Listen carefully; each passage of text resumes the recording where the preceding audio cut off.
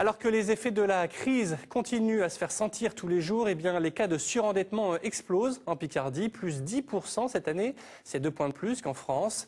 À Amiens, l'association Cyprès, qui aide les familles surendettées à s'en sortir, est littéralement débordée par les demandes et a du mal à faire face. Avant d'en parler avec sa directrice, Nathalie Nollen, voyez d'abord ce dossier préparé par Jean-Pierre Ray et Émilie Manchot.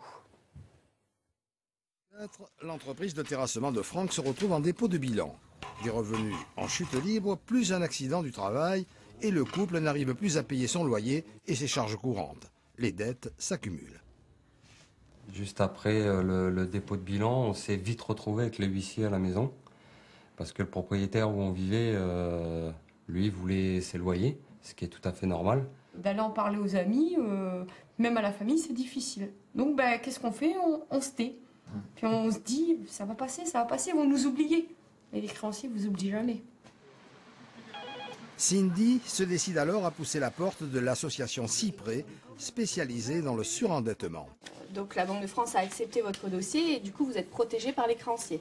Ici, on commence par déculpabiliser les personnes, on les accompagne face aux créanciers et on les assiste devant le juge si nécessaire. Il y a une partie des personnes qui viennent nous voir, les huissiers sont déjà présents. Donc les poursuites, les saisies sur le salaire ou les découverts bancaires qui s'aggravent avec les frais de rejet, etc.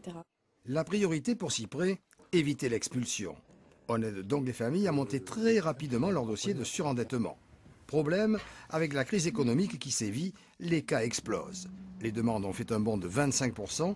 Cyprès, qui a traité près de 500 dossiers cette année, a dû en refuser 200 pour l'instant. C'est la première fois que ça nous arrive. Fin septembre, début octobre, nos agendas étaient complets pour nos 4 conseillères surendettement, jusqu'à la fin de l'année. On est devenus un peu les référents, les experts localement.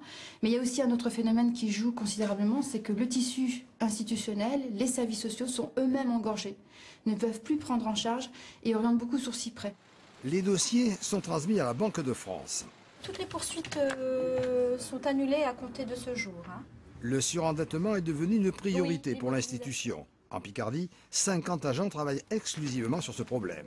Des solutions de sortie de la dette sont étudiées et transmises à la commission de surendettement.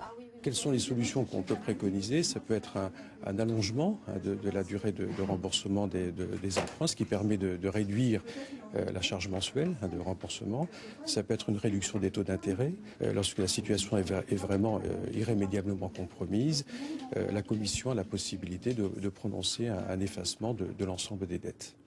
Au bout de 6 ans, Cindy et Franck voient enfin le bout du tunnel. Oui, actuellement, moi je travaille, mon époux est en contrat CDD, on a des revenus, on arrive à payer nos factures, on arrive à manger, on arrive à mettre du gasoil dans la voiture pour aller travailler, puis on arrive à se faire un petit plaisir de temps en temps avec les enfants. Donc oui, on vit tout simplement. Mais avec les plans sociaux qui se dessinent dans la région, ils seront sûrement nombreux à se retrouver dans la situation de Cindy et Franck. Nathalie Nollen, on vous voyait regarder ce reportage. Le public, est-ce qu'il a évolué, les personnes qui viennent vous voir? On a proportionnellement plus de ménages qui ne peuvent plus payer leurs dettes.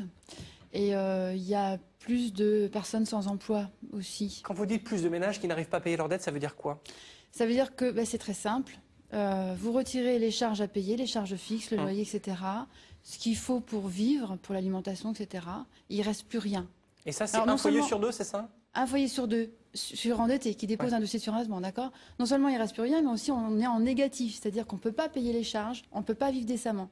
Donc on accumule du retard ou bien on fait des crédits, notamment des crédits revolving pour payer ces charges. On le disait, ça peut aussi toucher des cadres. Comment est-ce qu'on explique ça? Est-ce que c'est juste la crise ou est-ce qu'en réalité les cadres, vous les aviez déjà il y a quelques années? On les avait, bon, il y a peut-être effectivement la crise, mais le surendettement est aussi provoqué par des séparations, des divorces, des problèmes de santé. Donc ça peut toucher toutes les catégories sociales. Est-ce que même sans incident de la vie, comme on dit, un divorce, est-ce qu'on peut se retrouver dans une situation de surendettement? Oui, alors après, en fonction de comportement, la façon dont on va gérer le budget, et puis ce que je vous disais, un peu la précarité qui est de plus en plus importante est présente dans les situations des ménages, où là, il n'y a pas de changement, il n'y a pas de perte d'emploi, il n'y a pas de divorce, mais on ne peut pas boucler le budget. Donc on se retrouve en situation de surendettement. Ça veut dire qu'il y a beaucoup de personnes que vous gérez avec la Banque de France à qui on va effacer complètement les dettes. Ça arrive de plus en plus? Oui, ça arrive de plus en plus. Et la loi Lagarde a réorganisé le dispositif de manière à encourager, faciliter de plus en plus les effacements des dettes. Et d'un mot, d'un seul, on efface les dettes, ça veut dire qu'on peut repartir dans la spirale ou est-ce qu'on est quand même surveillé quand on a été une première fois effacé de ses dettes? En principe, il y a un garde-fou. Il y a un fichier, le FICP, le fichier des incidents de paiement pour les crédits aux particuliers, qui est là pour informer qu'il y a eu un dossier de surendettement, un effacement ou des retards. Mais c'est une information, c'est un garde-fou. D'accord. En tout cas, merci Nathalie Nollen, donc directrice de l'association Cyprès. On sait malheureusement que vous aurez encore du travail l'an prochain. Merci en tout cas d'avoir été notre invitée dans le 12-13.